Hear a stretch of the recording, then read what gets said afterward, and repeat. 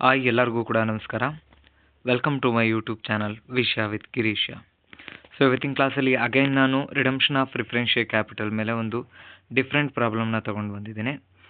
So ನೆನಪಿರಲಿ, redemption of preference ಶೇರ್ಸ್ನಲ್ಲಿ ಕೆಲವೊಂದು ಕ್ಯಾಲ್ಕುಲೇಷನ್ನ first ಮಾಡಿಕೊಂಡು ಅದಾದಮೇಲೆ ಜರ್ನಲ್ ಎಂಟ್ರೀಸ್ನ ಮಾಡಿ ಅದಾದಮೇಲೆ ಫೈನಲಾಗಿ ಬ್ಯಾಲೆನ್ಸ್ ಶೀಟ್ ಮಾಡಬೇಕು. ಸೊ ಈಗ ನಾನು ಮಾಡಿಸ್ತಿರೋದು ಬ್ಯಾಲೆನ್ಸ್ ಶೀಟ್ ಪ್ರಾಬ್ಲಮ್ಮೇ.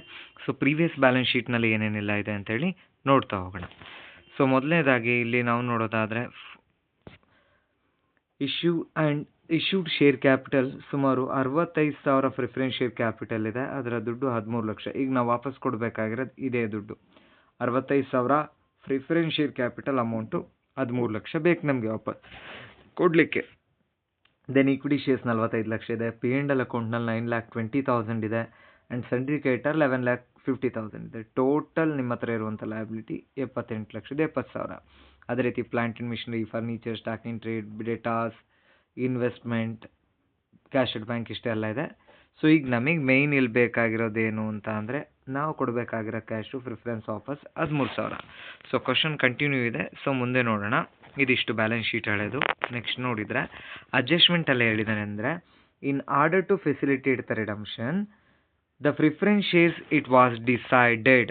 ಏನು ಡಿಸೈಡ್ ಮಾಡಿದ್ದಾರೆ ಅಂತ ಅಂದರೆ, ಪ್ರಿಫರೆನ್ಸ್ ಶೇರ್ಸಿಗೆ ಸಂಬಂಧಪಟ್ಟ ಹಾಗೆ ಆ ಸಾಲ ದಟ್ ಮೀನ್ಸ್ ಆ ರಿಡಂಪ್ಷನ್ ಆಫ್ ಪ್ರಿಫರೆನ್ಸ್ ಶೇರ್ಸ್ನ ಮಾಡಲಿಕ್ಕೆ ಇವರೇನು ಮಾಡಿದ್ದಾರೆ ಅಂದರೆ to sell investment 3 lakh. So ನೀವೇನು 13 ಲಕ್ಷ ದುಡ್ಡು ಕೊಡಬೇಕಿತ್ತು, ಆ ದುಡ್ಡನ್ನ ಹೊಂದಿಸ್ಲಿಕ್ಕೆ ಇವರೇನು ಮಾಡಿದರು, 3 ಲಕ್ಷ ರೂಪಾಯಿಂದು ಇನ್ವೆಸ್ಟ್ಮೆಂಟ್ನ ಮಾರಾಟ ಮಾಡಿದರು. ಗಮನದಲ್ಲಿರಲಿ, ಈಗ ಇನ್ವೆಸ್ಟ್ಮೆಂಟ್ನ ಎಷ್ಟಕ್ಕೆ ಮಾರಿದ್ದಾರೆ ಅಂದರೆ 3 ಲಕ್ಷಕ್ಕೆ. ಪ್ರೀವಿಯಸ್ ನೋಡಿ, ನಿಮ್ಮ ಬ್ಯಾಲೆನ್ಸ್ ಶೀಟ್ನಲ್ಲಿರುವಂಥ ಇನ್ವೆಸ್ಟ್ಮೆಂಟ್ 3,50,000. ಸೊ 3,50,000 ವರ್ತ್ ರುಪೀಸ್ ಅಸೆಟ್ನ 3 ಲ್ಯಾಕಿಗೆ ಮಾರಿದ್ದಾರೆ ಅಂದರೆ ಅದು ಲಾಸ್ ಅಲ್ವಾ? ಎಸ್. 3.5 ಲಕ್ಷದ ಅಸೆಟ್ನ 3 ಲಕ್ಷಕ್ಕೆ ಮಾರಿದ್ದಾರೆ ಅಂದರೆ ಅದು ಲಾಸ್. ಎಷ್ಟು ಲಾಸ್ ಅಂದರೆ 3.5 ಲ್ಯಾಕಿಗೆ ಮಾರಿದ್ದಾರೆ ಅಂದರೆ 50,000 ಏನಿದೆ ಇದು ಲಾಸ್ ಅಮೌಂಟ್.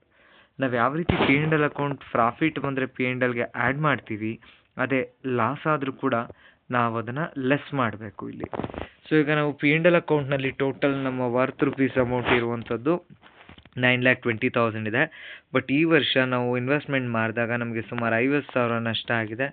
ಸೊ ಅದನ್ನು ಡಿಡಕ್ಟ್ ಮಾಡ್ಕೋಬೇಕು. ಪ್ರಾಫಿಟ್ ಆದರೆ ಯಾವ ರೀತಿ ಆ್ಯಡ್ ಮಾಡ್ತೀರಾ ಅದೇ ರೀತಿ ಲಾಸ್ ಆದರೆ ಡಿಡಕ್ಟ್ ಮಾಡ್ಕೋಬೇಕು. ನೆನಪಲ್ಲಿರಲಿ. ಮುಂದೆ ಹೋಗೋಣ, ಹೇಳ್ತೀನಿ, ಅದು ಕಂಟಿನ್ಯೂಟಿ ಕೊಡ್ತೀನಿ ಅದು.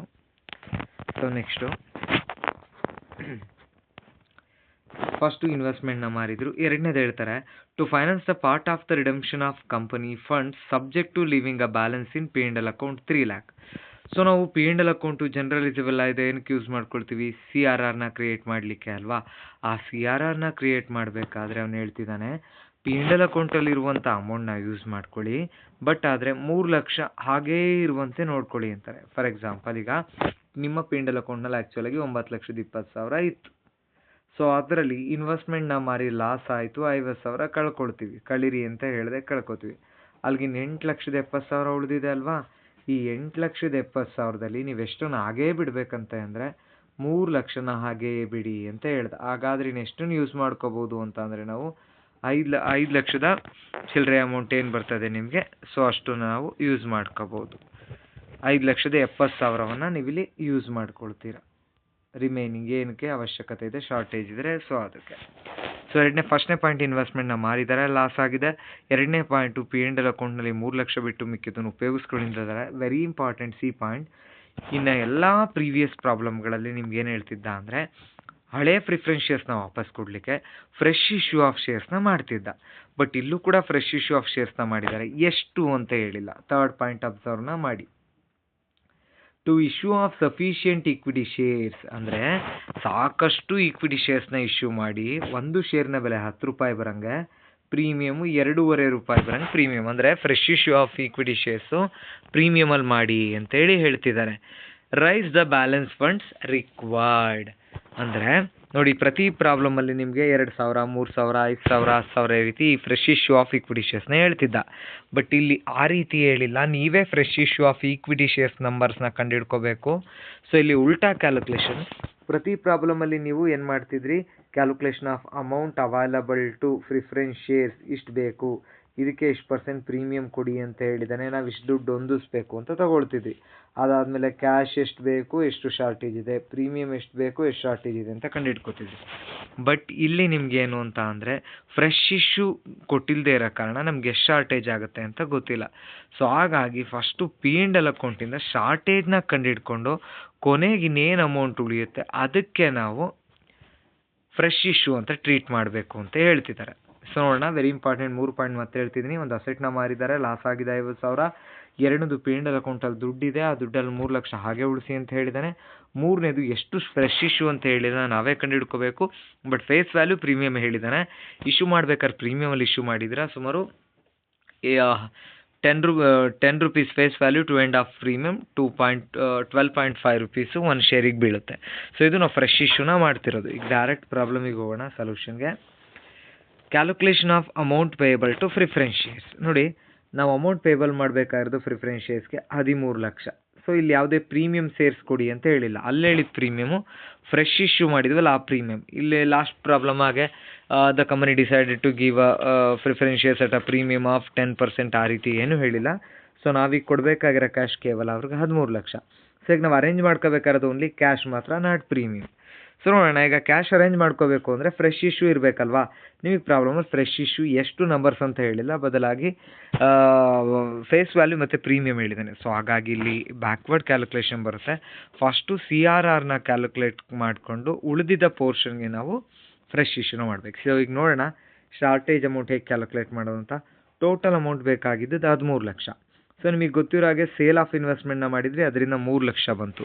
ಸೊ 13 ಲಕ್ಷದಲ್ಲಿ ಇನ್ವೆಸ್ಟ್ಮೆಂಟ್ ಮಾಡಿದ್ದು 3 ಲಕ್ಷ ಕಳ್ಕೊಂಡ್ರೆ ನಮ್ಗೆ ಇನ್ನೂ 10 ಲಕ್ಷ ಬೇಕು ಪ್ರಿಫರೆನ್ಸ್ ಶೇರ್ಸ್ನ ವಾಪಸ್ ಕೊಡಲಿಕ್ಕೆ. ಸೊ ಈಗ ಈ 10 ಲಕ್ಷ ನಮ್ಗೆ ಏನಿದೆ ಇದು ಶಾರ್ಟೇಜ್ ಅಂತ ತಿಳ್ಕೊಬೇಕು. ಈ ಶಾರ್ಟೇಜಲ್ಲಿ ನಮಗೆ ಫ್ರೆಶ್ ಇಶ್ಯೂ ಎಷ್ಟು ಅಂತ ಗೊತ್ತಿಲ್ಲ. ಸೊ ಅದಕ್ಕೆ ಫಸ್ಟ್ CRRನ ಕ್ರಿಯೇಟ್ ಮಾಡ್ಕೊಳ್ಳೋಣ ಇದರಲ್ಲಿ. ಸೊ CRRನ ಕ್ರಿಯೇಟ್ ಮಾಡ್ಬೇಕಾದ್ರೆ ನಾವು ಯೂಸ್ ಮಾಡ್ಕೊಳ್ಳೋ ಅಂಥದ್ದು ಶೇರ್ ಪ್ರೀಮಿಯಂ ಫಸ್ಟು. ಈಗ ಪ್ರೀಮಿಯಂ ಅಮೌಂಟ್ ಎಷ್ಟು ಅಂತ ಗೊತ್ತಿಲ್ಲ, ಹಾಗಾಗಿ ನೆಕ್ಸ್ಟ್ ಹೋಗ್ತಿದ್ದೆ ನಾವು ಯಾವುದು P&L.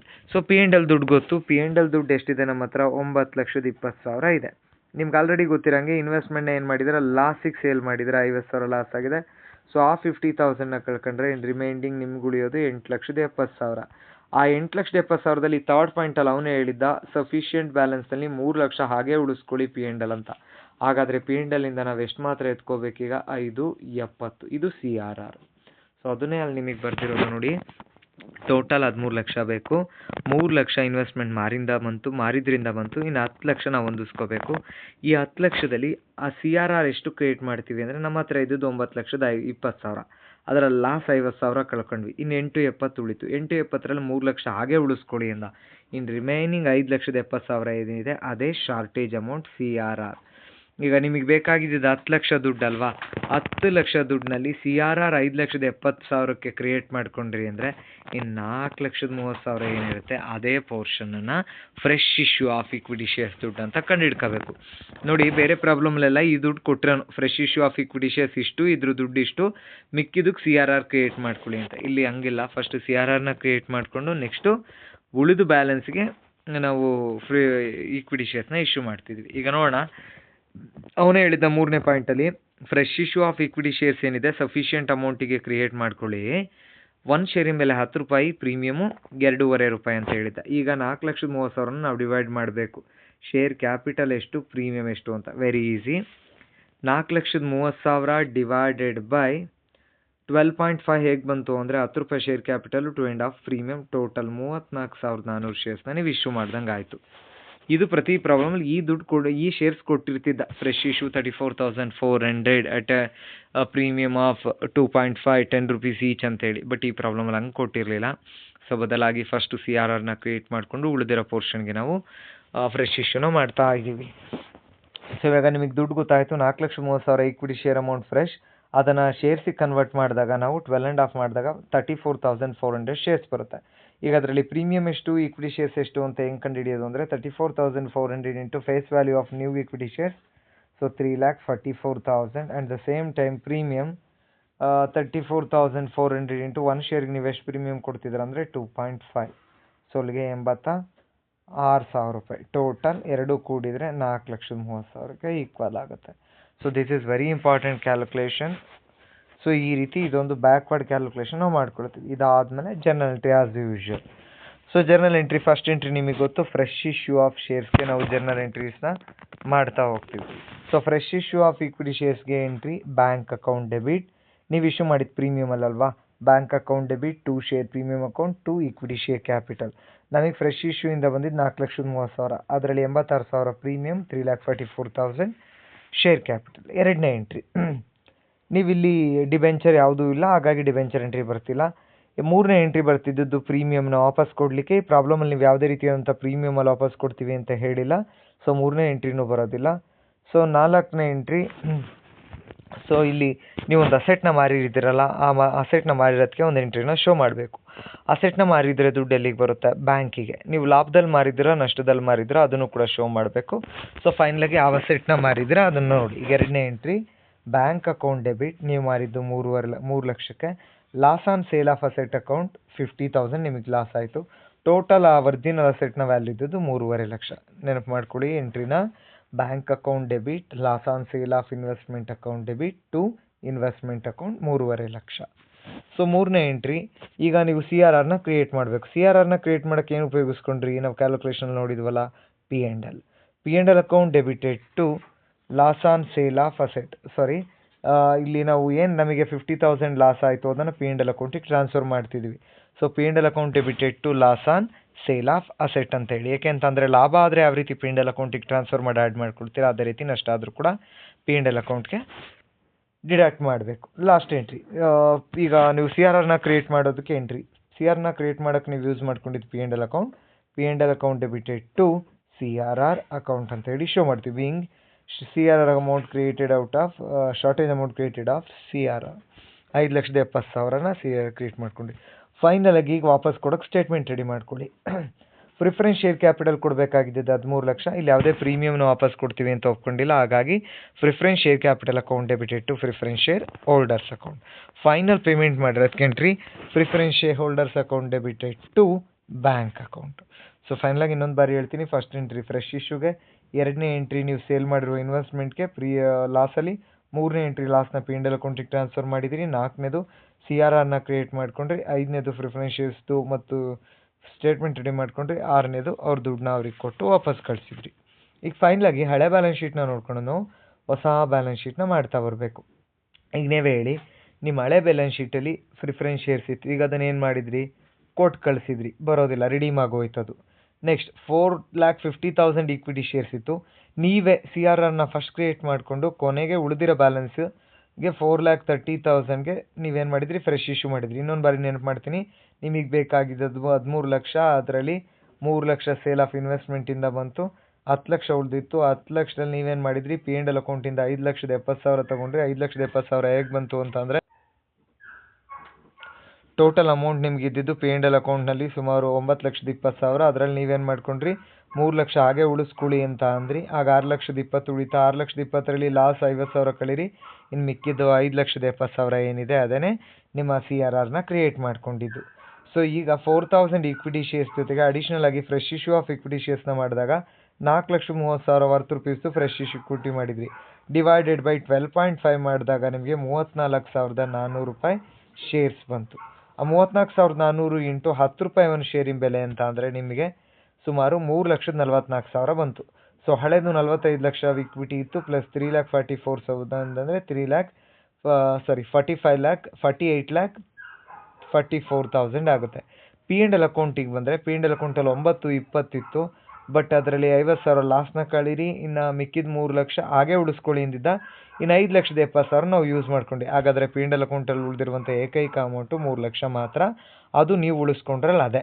ಇನ್ನು ಸಿಂಡಿಕೇಟರ್ ಎಲ್ಲೂ ಕೂಡ ಟಚ್ ಮಾಡಿಲ್ಲ, ಹಾಗೆ ಉಳಿದಿದೆ. ನೆಕ್ಸ್ಟ್ ಅಸೆಟ್ ಸೈಡ್ ಬಂದರೆ ಪ್ಲಾಂಟ್ ಆ್ಯಂಡ್ ಮಿಷನರಿ 25 ಲ್ಯಾಕ್ದು ಹಾಗೆ ಇದೆ, ಫರ್ನಿಚರ್ ಹಾಗೆ ಇದೆ, ಸ್ಟಾಕ್ ಆಗಿದೆ, ಡೇಟಾಸ್ ಆಗಿದೆ, ಬಟ್ ಇನ್ವೆಸ್ಟ್ಮೆಂಟ್ ಸೇಲ್ ಮಾಡಿದ್ರಿ, ಬರೋದಿಲ್ಲ ನೀವು ಬ್ಯಾಲೆನ್ಸ್ ಶೀಟ್ಗೆ. ಬಟ್ ಕ್ಯಾಶ್ ಅಂಡ್ ಬ್ಯಾಂಕ್ನಲ್ಲಿ ಒಂದು ಟ್ರಾನ್ಸಾಕ್ಷನ್ ಬರುತ್ತೆ. ನಿಮ್ಮ ಬ್ಯಾಂಕ್ನಲ್ಲಿದ್ದ ಕ್ಯಾಶು 6 ಲಕ್ಷ. ಫ್ರೆಶ್ ಇಶ್ಯೂಯಿಂದ ಬಂದಂಥ ದುಡ್ಡು ನಿಮಗೆ ಟೋಟಲ್ 4,30,000. ಅಲ್ಲಿಗೆ 10,30,000 ದುಡ್ಡಿತ್ತು. ಈ 10,30,000 ಜೊತೆಗೆ ನೀವು ಸೇಲ್ ಮಾಡಿದ್ರಿ ಒಂದು ಅಸೆಟ್ಟು, ಆ ಸೇಲ್ ಮಾಡಿದ 3 ಲಕ್ಷ ಬಂತು. ಸೊ ಅಲ್ಲಿಗೆ 13,30,000 ನಿಮ್ಮ ಹತ್ರ ದುಡ್ಡಿತ್ತು. ಈ 13,30,000ದಲ್ಲಿ ನೀವು ರಿಡಂಪ್ಷನ್ ಆಫ್ ಪ್ರಿಫರೆನ್ಸ್ ಶೇರ್ಸ್ ಮಾಡಿದ್ದೆಷ್ಟು 13 ಲಕ್ಷ. ಇನ್ನು 30,000 ಬ್ಯಾಂಕಲ್ಲಿ ಉಳಿಯುತ್ತೆ. ಸೊ ಈಗ ಇದನ್ನೇ ನಾವಿಲ್ಲಿ ನೋಡ್ತಾ ಹೋಗೋಣ ನೋಡಿ ಬ್ಯಾಲೆನ್ಸ್ ಶೀಟ್ನ. So balance sheet share capital ಹೇಗೆ ಬಂತು ಅಂದರೆ 45,000 ಏನಿದೆ ಅದು ಶೇರ್ಸು ಪ್ಲಸ್ 34,400 ಏನಿದೆ ಅದೊಂದು ಶೇರ್ಸು. ಸೊ ಎರಡರೂ ದುಡ್ಡನ್ನ ಆ್ಯಡ್ ಮಾಡಿದಾಗ 45 ಲಕ್ಷ ಒಂದು ಕ್ಯಾಶ್ ಸಿಗುತ್ತೆ.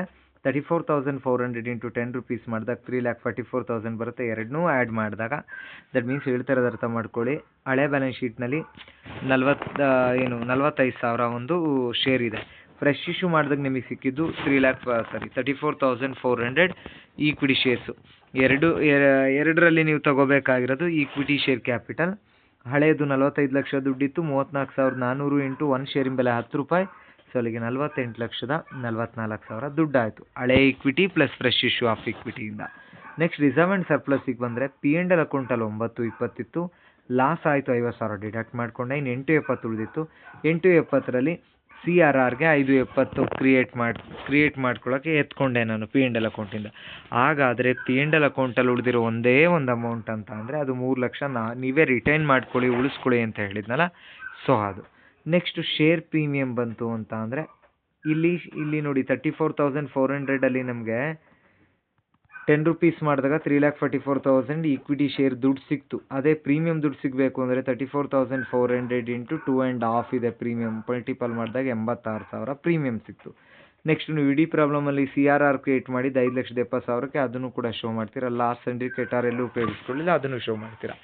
ಇನ್ನು ಈ ಕಡೆ ಪ್ಲಾಂಟ್ ಆ್ಯಂಡ್ ಮಿಷನರಿ ಎಲ್ಲೂ ಯೂಸ್ ಮಾಡಲಿಲ್ಲ ಹಂಗೆ ಇದೆ. ಫರ್ನಿಚರ್ ಎಲ್ಲೂ ಯೂಸ್ ಮಾಡಲಿಲ್ಲ ಆಗಿದೆ. ಸ್ಟಾಕು ಆಗಿದೆ. ಡೆಟಾರ್ಸು ಇದೆ. ಬಟ್ ಒಂದು ಶೋ ಮಾಡಲಿಲ್ಲ ನಾನು ಯಾವುದು ಇನ್ವೆಸ್ಟ್ಮೆಂಟ್ ಬಿಕಾಸ್ ಇಟ್ಸ್ ಸೋಲ್ಡ್ ಹಾಗಾಗಿ. ನೆಕ್ಸ್ಟ್ ಕ್ಯಾಶ್ ಎಟ್ ಬ್ಯಾಂಕ್. ಸೊ ನಿಮ್ಮ ಬ್ಯಾಲೆನ್ಸ್ ಶೀಟಲ್ಲಿದ್ದ ಹಳೆ ಕ್ಯಾಶು 6 ಲಕ್ಷ. ಫ್ರೆಶ್ ಇಶ್ಯೂಯಿಂದ ಬಂದಿದ್ದು 430. ಸೊ 1030 ಆಯಿತು. ಸೇಲ್ ಮಾಡಿದ್ದು 3 ಲಕ್ಷ ಬ್ಯಾಂಕಿಗೆ ಹೋಯಿತು. 1330 ಆಯಿತು. ಫೈನಲಾಗಿ ಪ್ರಿಫರೆನ್ಸ್ ಶೇರ್ ಹೋಲ್ಡರ್ಸ್ಗೆ ಅಮೌಂಟ್ ಕೊಟ್ಟಿದ್ದು 13 ಲಕ್ಷ ಕಳೆದ್ರೆ ಇನ್ನು 30,000 ಉಳಿತು. ಎರಡೂ ಕಡೆ ಕೂಡಿದಾಗ ನಿಮಗೆ ಸುಮಾರು 69,50,000 ಟ್ಯಾಲಿ ಆಗುತ್ತೆ. It's a different problem. Easy ಇದೆ. ಸ್ವಲ್ಪ ಕಾನ್ಸೆಪ್ಟ್ನ ಅರ್ಥ ಮಾಡಿಕೊಂಡ್ರೆ ಖಂಡಿತವಾಗ್ಲೂ ಈಸಿ ಇದೆ. ಸೊ ಪ್ರತಿ ಪ್ರಾಬ್ಲಮಲ್ಲಿ ನೀವು ಒಂದು ವಾಪಸ್ ಎಷ್ಟು ಕೊಡಬೇಕು ಅನ್ನೋ ಅಂತ ಅಮೌಂಟ್ನ ನೋಡ್ಕೊಂಡು ಶಾರ್ಟೇಜ್ನ ಕ್ರಿಯೇಟ್ ಮಾಡ್ಕೊಳ್ತಿದ್ರಿ. ಬಟ್ ಇಲ್ಲೇನಾಗುತ್ತೆ ಅಂತ ಅಂದರೆ ಫ್ರೆಶ್ ಇಶ್ಯೂ ಆಫ್ ಈಕ್ವಿಟಿ ಕೊಟ್ಟಿಲ್ಲ. ಹಾಗಾಗಿ ಫಸ್ಟೇ CRRನ ಕ್ರಿಯೇಟ್ ಮಾಡಿಕೊಂಡು ಉಳಿದಿರೋ ಪೋರ್ಷನ್ ಏನು ನೀವು ದುಡ್ಡು ಬೇಕು ಅಂತ ಇರುತ್ತೆ ಆ ದುಡ್ಡಿಗೆ ನೀವೇನು ಮಾಡ್ತೀರಾ ಅಂತ ಅಂದರೆ ಈಕ್ವಿಟಿ ಶೇರ್ ಕ್ಯಾಪಿಟಲ್ನ ಇಶ್ಯೂ ಮಾಡ್ತೀರಾ. ನಮ್ಗಿಲ್ಲಿ ಬೇಕಾಗಿದ್ದು 13 ಲಕ್ಷ. 13 ಲಕ್ಷದಲ್ಲಿ 3 ಲಕ್ಷ ನೀವೇನು ಮಾಡಿದ್ರಿ ಇನ್ವೆಸ್ಟ್ಮೆಂಟ್ ಸೇಲ್ ಮಾಡಿ ಬಂತು. ಇನ್ನು 10 ಲಕ್ಷ ಬೇಕಿತ್ತಲ್ವ. 10 ಲಕ್ಷದಕ್ಕೆ ಫ್ರೆಶ್ ಇಶ್ಯೂ ಈಕ್ವಿಟಿ ಎಷ್ಟು ಅನ್ನೋದು ಗೊತ್ತಿಲ್ಲ. ಬರೀ ಫೇಸ್ ವ್ಯಾಲ್ಯೂ ಹೇಳಿದ್ದ ಪ್ರೀಮಿಯಂ ಹೇಳಿದ್ದ. ಹಾಗಾಗಿ ಫಸ್ಟು 10 ಲಕ್ಷದಲ್ಲಿ CRR ಕ್ರಿಯೇಟ್ ಮಾಡ್ಕೊಂಡ್ವಿ. ಎಲ್ಲಿಂದ P&Lಯಿಂದ. ಸೊ P&L 5,70,000 ಹೆಂಗೆ ಸಿಕ್ತು ಅಂದರೆ 920 ಲಕ್ಷ ಇತ್ತು. 9,20,000 P&Lಲ್ಲಿತ್ತು. ಅದರಿಂದ ಫಸ್ಟ್ ನೀವೇನು ಡಿಡಕ್ಟ್ ಮಾಡ್ಕೊತೀರಾ loss of sale of asset 50,000 ಇನ್ನು 8,70,000 ರಿಮೈನಿಂಗ್ 3 ಲಕ್ಷ ಹಾಗೆ ಉಳಿಸ್ಕೊಳ್ಳಿ ಅಂತ. ಹಾಗಾಗಿ ನೀನು ಉಳಿದಿದ್ದೆ 5,70,000. ಸೊ ಇದು ಈ ಪ್ರಾಬ್ಲಮ್ ವೆರಿ ಇಂಪಾರ್ಟೆಂಟ್. ಕಾನ್ಸಂಟ್ರೇಟ್ ಮಾಡಿ.